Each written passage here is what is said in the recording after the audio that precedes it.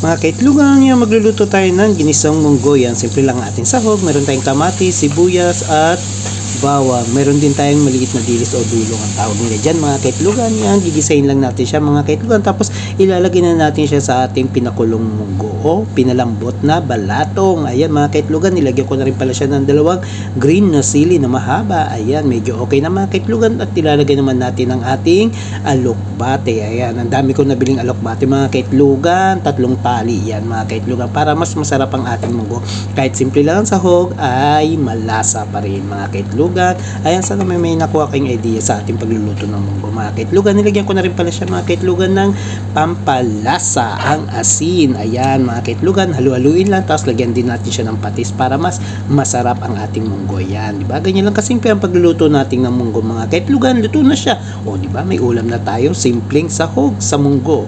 Yummy, solve na tayo.